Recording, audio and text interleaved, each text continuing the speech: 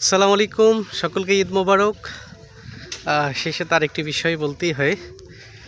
প্রতিবার ঈদের আমরা আমাদের মসজিদ কমিটির পক্ষ থেকে আমাদের এলাকাতে যে সমস্ত গরু ছাগল কোরবানি হয়, 3 ভাগের যে এক ভাগ আমাদের মসজিদে আসে। আমরা মসজিদ থেকে সেটি বিতরণ করি এবং তার ধারাবাহিকতা অনুযায়ী আমি নামাজ শেষে হুজুরকে নিয়ে সবগুলো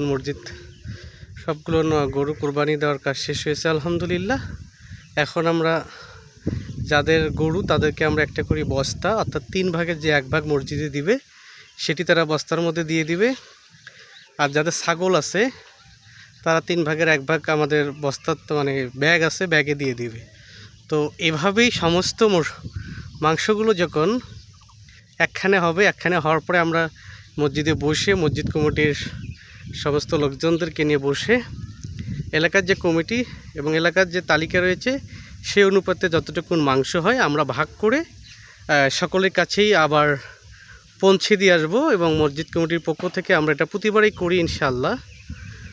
পরবর্তীতে আমার আরও 3টা ভ্যান যুক্ত হবে এই মাংসগুলো তোলার জন্য এবং বিতরণ করার জন্য। আমাদের এই ভ্যানগুলো আমাদের সাথে সংযুক্ত থাকবে।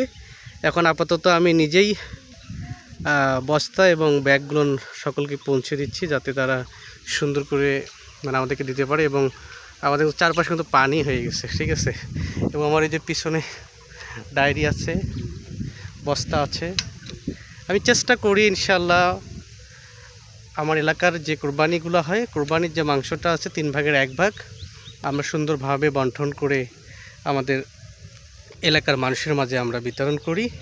এবং এটা করার উদ্দেশ্য হলো, আমরা যখন আগে একটা বাড়িতে শুধুমাত্র কোরবানি হয়েছে একজন, ওই বাড়ি কেন্দ্রিক শুধু কয়েকজন ওই মাংসটা পাইছে, সেখানে দেখা যায় যে 1 পাও হতে পারে, হাফ কেজিও হতে পারে। কিন্তু যখন আমরা দেখলাম সমষ্টিগতভাবে সমস্ত কোরবানির মাংসগুলো আমরা একখানে করি এবং সেটা দেখা যায় মোটামুটি হবে কখনো 1.5 কেজি, কখনো 2 কেজি, কখনো 1 কেজি, যেরকম হয় আমরা এভাবে কিন্তু দিই। এবং এটার জন্য কাউকে মসজিদে এসে দাঁড়ায় থাকতে হয় না।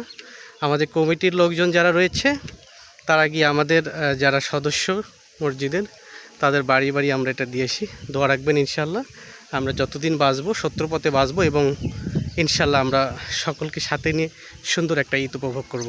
আসসালামু আলাইকুম।